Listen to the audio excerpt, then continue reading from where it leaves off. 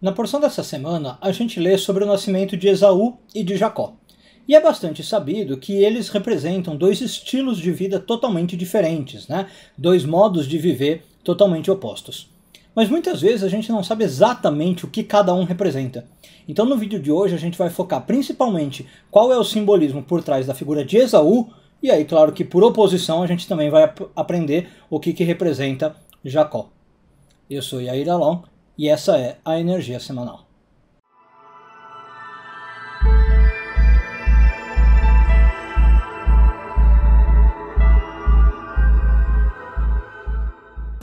As figuras de Esaú e Jacó, como eu falei, representam dois modos de vida totalmente opostos.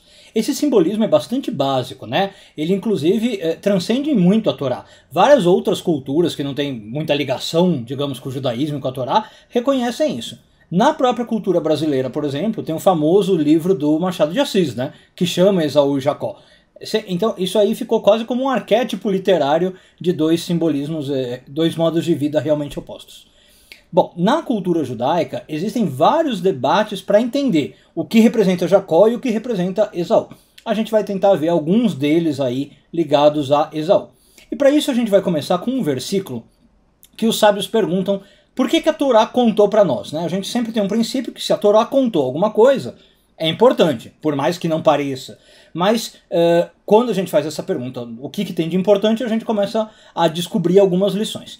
Então tem um versículo, a gente não precisa ler literalmente, mas se você quiser, é o versículo 34 do capítulo 26 de Gênesis, que diz que Esaú, quando tinha 40 anos, casou com duas esposas. E aí dá o nome dessas esposas e de onde elas vieram, né? De que descendência elas eram.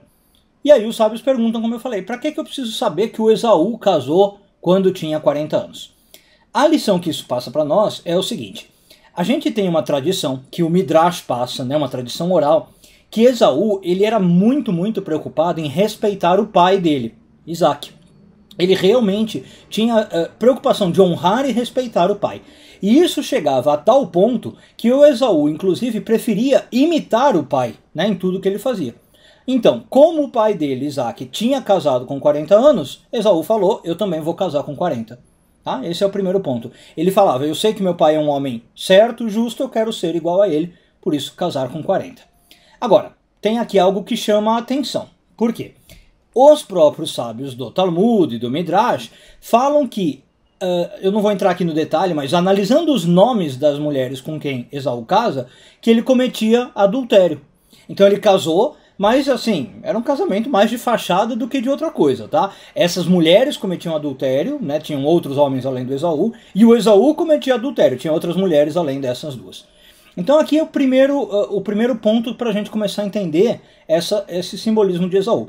Na fachada, Esaú fala, eu quero ser um justo, eu quero ser como meu pai, né? Vou casar aos 40. Mas quando a gente olha os atos dele, já não são bem assim.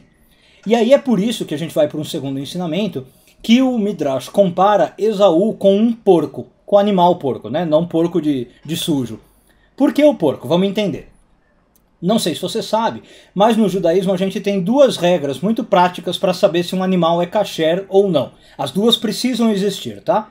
Então, para um animal ser kasher, ele precisa ser ruminante e ele precisa ter o casco fendido, né? Ele não pode ter um casco inteiro. Então, a gente sabe que desses dois traços, um deles é interno, né? Ruminante depende ali como ele está anatomicamente dividido na questão do estômago dele. E o casco fendido é algo externo, bem fácil de ver. Basta você olhar na patinha do animal, né? Você consegue ver se ele é casco fendido. E por que o porco ele tem aí um problema? O porco, se você for olhar, ele tem o casco fendido, tá? Ele só não é ruminante, por isso que ele não é kasher. E aí no Midrash conta-se, aliás, se alguém conhece porco, eu nunca vi um de perto, que eu me lembre, mas diz que o porco, ele às vezes ele deita, né, e se espreguiça assim e põe as patinhas para frente. E o que o Midrash conta? Que o porco ele tem um jeito, isso representa um jeito enganoso do porco. Ele põe a patinha para frente para dizer assim, olha, eu sou kasher, né? Olha a minha pata aqui, pode me comer que eu sou puro, tá? Então, o que o porco está fazendo? Está mostrando o lado externo. Por dentro você não consegue ver se ele é ruminante ou não, a não ser que você conheça o animal. Então ele tenta enganar. Quando o Midrash fala para nós que Esaú é como o porco, é a mesma coisa, né? Essa é a ideia. O Esaú, externamente, ele está tentando mostrar, eu sou kasher, eu sou puro, né? Como eu falei, eu sou que nem meu pai, olha, eu faço as mesmas coisas que meu pai, ele casou com 40 anos, eu com 40.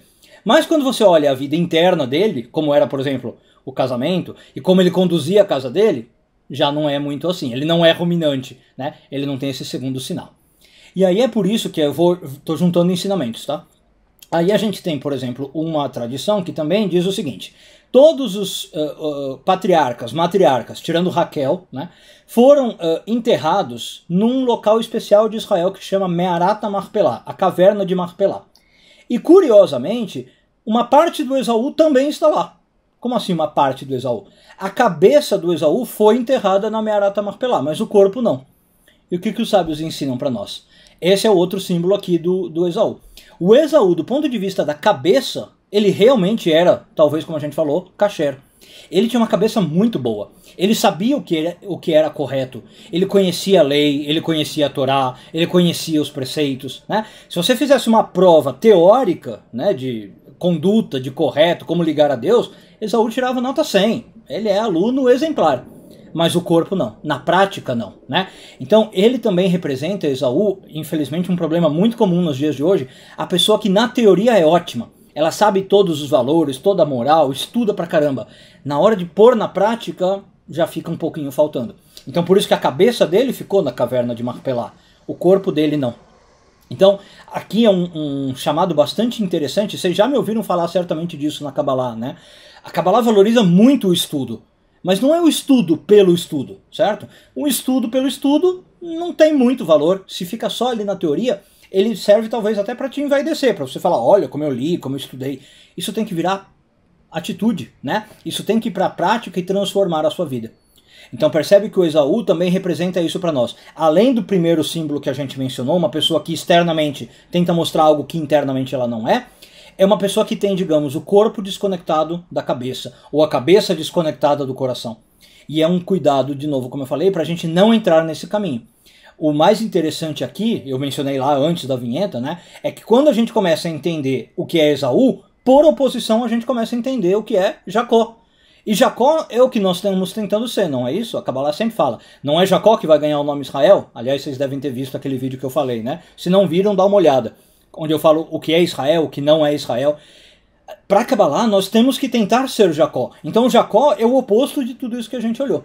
Quando a gente começa a fazer essas integrações que o Esaú não conseguia fazer, né? Quando a gente começa a ser uma pessoa honesta e transparente, em que a minha vida externa manifesta a interna, e que a minha cabeça manifesta os meus atos e vice-versa, a gente realmente está então no caminho da iluminação, no caminho para ser Israel, para seguir os passos verdadeiramente de Jacó. Uma boa semana a todos, Shavua Tov e tudo de bom.